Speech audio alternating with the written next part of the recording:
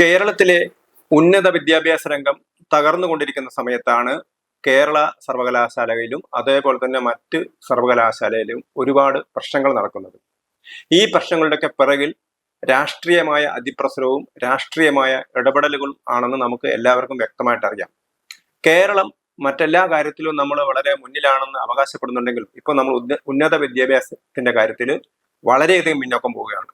കേരളത്തിലെ സർവകലാശാലകളിലെയൊക്കെ വിദ്യാർത്ഥികൾ മറ്റ് സ്ഥലങ്ങളായിട്ട് താരതമ്യപ്പെടുത്തി നോക്കുന്ന സമയത്ത് നമ്മുടെ പഠന നിലവാരം വളരെ പിറകിലാണെന്ന് കാണാം.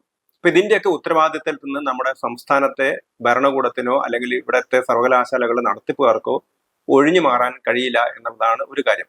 ഇപ്പൊ ഏറ്റവും പ്രധാനമായിട്ട് ഇപ്പം ഉയർന്നു വന്നത് രണ്ട് സർവകലാശാലകൾ, അതായത് കേരള ഡിജിറ്റൽ സർവകലാശാലയിലെയും അതേപോലെ തന്നെ ശാസ്ത്ര സാങ്കേതിക സർവകലാശാലയിലെയും ഈ രണ്ട് സർവകലാശാലയിലെയും താൽക്കാലിക വൈസിമാരുടെ നിയമനം, ആ നിയമനം റദ്ദാക്കിക്കൊണ്ടുള്ള ഹൈക്കോടതിയുടെ സിംഗിൾ ബെഞ്ച് ഉത്തരവിനെ ഇപ്പം ഡിവിഷൻ ബെഞ്ച് ശരിവെച്ചിരിക്കുകയാണ്. അതിനർത്ഥം രണ്ട് സർവകലാശാല വൈസ് ചാൻസലർമാർ, ആക്ടിംഗ് വൈസ് ചാൻസലർമാർ അവർ ഒഴിയേണ്ടി വരും എന്നുള്ളതാണ്.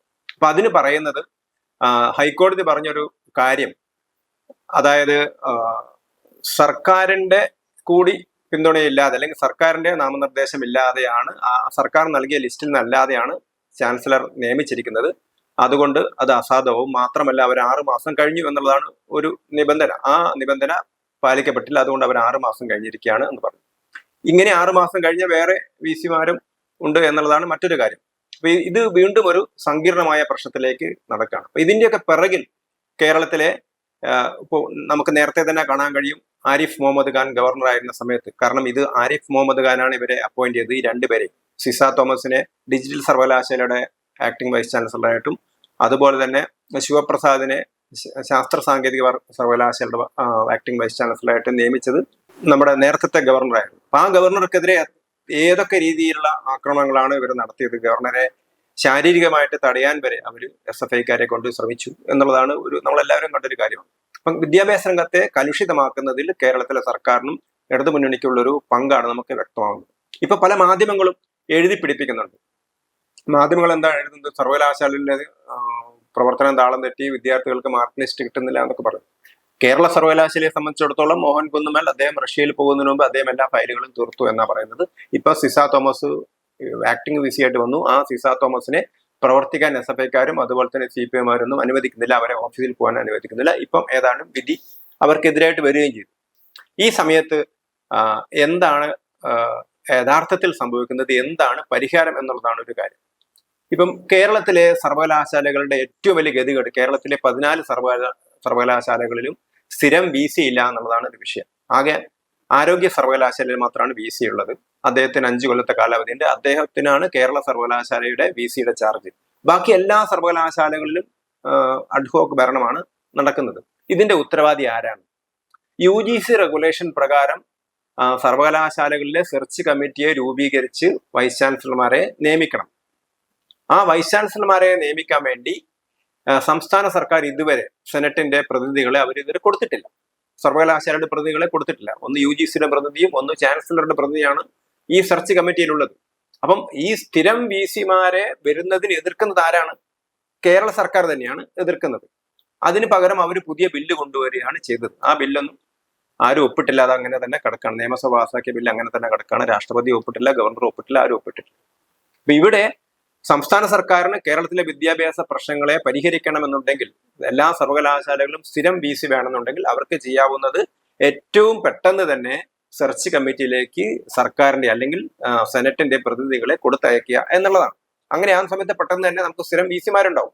ഇവിടെ VCമാരില്ല എന്നുള്ളതാണ് ഒരു വിഷയം.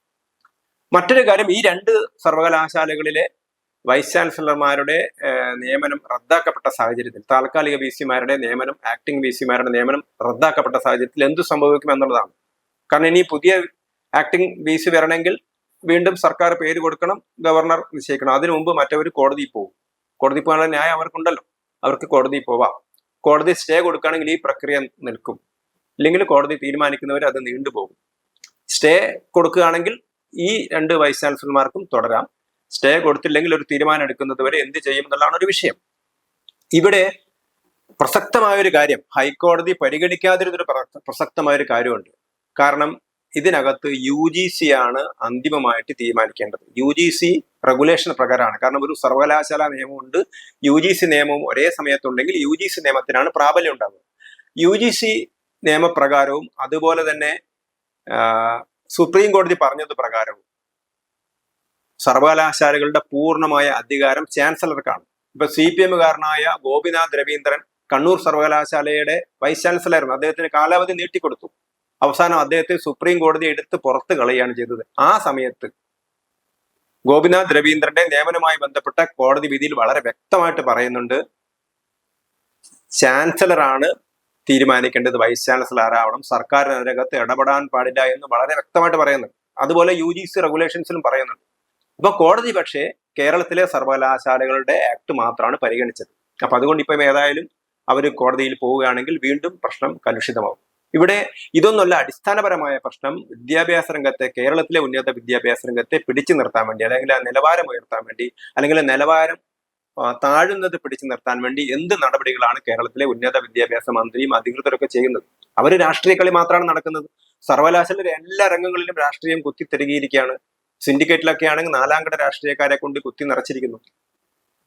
ജീവനക്കാരും രാഷ്ട്രീയമാണ് കളിക്കുന്നത്, മറ്റുള്ളവരും ഗുണ്ടായിസമാണ് മറ്റുള്ളവരും കളിക്കുന്നത്. പോലീസുകാരും ഇവരെ SFIക്കാരെ ഇതിനകത്തേക്ക് കയറാൻ, സെനറ്റ് ഹാളിനകത്ത് കയറാൻ വേണ്ടി മതിൽ കയറ്റി കൊടുക്കുന്ന കാഴ്ചയാണ് നമ്മൾ കാണാൻ കഴിയുന്നത്. അപ്പൊ അതുകൊണ്ട് എന്ത് സംഭവിക്കുന്നു? കേരളത്തിലെ ഉന്നത വിദ്യാഭ്യാസം തകരാറിലാവുന്നു, നിലവാര തകർച്ച ഉണ്ടാവുന്നു, എല്ലാ വിദ്യാർത്ഥികളും കേരളത്തിന് പുറത്തേക്ക് പോവുകയാണ്. അപ്പൊ നമുക്ക് നല്ല ഇൻഫ്രാസ്ട്രക്ചർ ഉണ്ട്, നമുക്ക് കാര്യങ്ങൾ വളരെ നന്നാക്കി എടുക്കാൻ പറ്റും. പക്ഷെ കേരളത്തിലെ വിദ്യാഭ്യാസ രംഗത്തെ മുന്നോട്ട് നയിക്കുന്നതിൽ കേരളത്തിലെ സർക്കാർ പുറകോട്ട് പോവുകയാണ് ചെയ്യുന്നത് എന്നുള്ളതാണ് ഒരു കാര്യം. അത് പരിഹരിക്കുക മാത്രമാണ് ഒരു പോംവഴി. അങ്ങനെയാണെങ്കിൽ മാത്രമേ കേരളം രക്ഷപ്പെടൂ. അപ്പൊ കേരളം രക്ഷപ്പെടണമെങ്കിൽ കേരളത്തിലെ വിദ്യാഭ്യാസ രംഗവും ആരോഗ്യ രംഗവും സാമൂഹ്യ രംഗവും തൊഴിൽ രംഗവും ഒക്കെ രക്ഷപ്പെടണം. പക്ഷേ കേരളത്തിലെ ഉന്നത വിദ്യാഭ്യാസ രംഗത്തെ ദിനം പ്രതി പുറകോട്ട് അടുപ്പിക്കുന്ന നയങ്ങളാണ് ചെയ്യുന്നത്. ഇപ്പൊ തന്നെ എന്തിനാണ് കേസിന് പോയത്? ഒരു ഭാഗത്ത് സജി അതിനെ 6 മാസത്തിലധികം താൽക്കാലികമായി VC വെച്ച ആളുകളാണ് ഇവർ തന്നെ. അപ്പൊ അവർ ഈ 6 മാസത്തിന്റെ കാര്യം പറഞ്ഞ് എന്തിനാണ് കോടതിയിൽ പോയത്? കോടതിയിൽ പോയത് എല്ലാം പ്രശ്നങ്ങൾ സങ്കീർണമാക്കാനാണ്. എന്തുകൊണ്ട് മുഖ്യമന്ത്രിക്ക് ഗവർണറായിട്ട് സംസാരിച്ചുകൂടാ? നിങ്ങൾ കാര്യങ്ങൾ പരിഹരിക്കൂ, നിങ്ങൾ സെർച്ച് കമ്മിറ്റിയിലേക്ക് പ്രതിനിധിയെ കൊടുക്കൂ, എന്നിട്ട് സ്ഥിരം VC-മാരെ നിയമിക്കൂ. അതിനു പകരം രാഷ്ട്രീയ കളി കളിക്കാനാണ് കേരളത്തിലെ സർക്കാർ ശ്രമിക്കുന്നത് എന്നുള്ളതാണ് ഏറ്റവും ദൗർഭാഗ്യകരമായ വസ്തുത.